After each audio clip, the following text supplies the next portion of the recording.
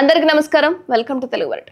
మన దేశంలో వరకట్న నిషేధ చట్టం 1961లోనే వచ్చింది. ఈ చట్టం ప్రకారం పెళ్లిల సమయంలో వరకట్నం అడగటమే కాదు, ఇవ్వడం కూడా నేరమే. కానీ ఈ చట్టం నాటి నుంచి నేటి వరకు పేపర్లకే పరిమితం అవుతుందేమో అనడంలో ఏమాత్రం సందేహం లేదు. దేశంలో బడాబాబుల నుంచి పూరి గుడిసెల వరకు ఎక్కడ ఏ మూల జరిగిన పెళ్లి అయినా సరే ఖచ్చితంగా వరకట్నం దందా అనేది యథేచ్ఛగా నడుస్తూ ఉంటుంది. ఇక కట్నంగా మగ పెళ్లి వారి గొంతెమ్మ కోరికలైతే అసలు హద్దే ఉండదు. కారు, ఇల్లు, బంగారం, బంగ్లాలు, డబ్బు, ఆస్తి ఇలా లెక్కలేనన్ని అడుగుతూనే ఉంటారు.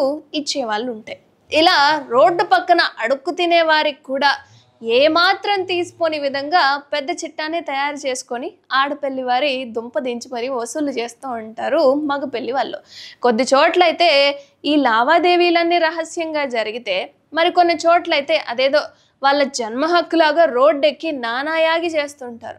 అసలు ఎందుకు ఈ ముచ్చట చెప్తున్నా అంటే, తాజాగా బీహార్లో వరకట్న వ్యవహారం ఒకటి వెలుగులోకి వచ్చింది. పెళ్ళైన చాన్నాళ్ళకి ఓ మొగుడు గారికి మరోమారు కట్నంపై మనసు మళ్ళింది. అంతే, ఇక భార్యను పిలిచి బైక్, నగదు, నగలు ఇవన్నీ కావాలని అడిగాడట. ఒకవేళ కుదరలేదు అంటే ఓ కిడ్నీని కట్నంగా ఇవ్వాలని డిమాండ్ చేశాడట. అంతేనా, కిడ్నీ కోసం నిత్యం అత్తమామలు, కట్టుకున్నోడు ఆమెను చిత్రహింసలు పెట్టసాగారు. ఇక కట్నం కింద కోడలి కిడ్నీని డిమాండ్ చేసిన ఈ వింత సంఘటన బీహార్లోని ముజఫర్పూర్లో జరిగింది. ఇక దీనిపై బాధితురాలు దీప్తి ముజఫర్పూర్ మహిళా పోలీస్ స్టేషన్లో ఫిర్యాదు చేయడంతో ఈ ఘటన వ్యవహారం అనేది వెలుగులోకి వచ్చేసింది. ముజఫర్పూర్లోని బోజాహా పోలీస్ స్టేషన్ పరిధిలో నివాసం ఉంటున్న యువకుడితో 2021లో దీప్తి అనే అమ్మాయికి వివాహం జరిగింది. మొదట్లో వివాహం తర్వాత అంతా సవ్యంగానే ఉన్నారు. కానీ ఆ తర్వాత అత్తమామల వేధింపులు మొదలైపోయాయి. మానసికంగా హింసించడంతో పాటు శారీరకంగా కూడా దాడి చేశారట. కోడల్ని పుట్టింటి నుంచి కట్నంగా బైకు, డబ్బులు తీసుకురావాలని డిమాండ్ చేశారట.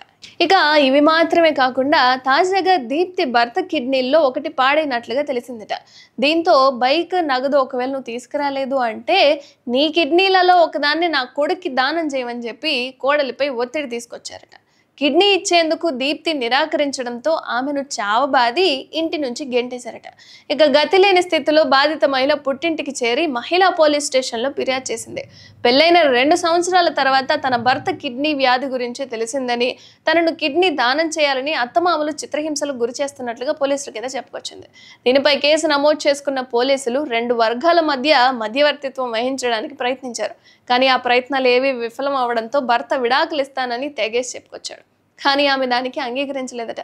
దీంతో మహిళా పోలీస్ స్టేషన్లో 38/25 కేసు నమోదు చేసి అత్తవారింట్లో 4 కూడా నిందితులుగా చేర్చారు. అదే వరకట్నం కేసు అనమాట.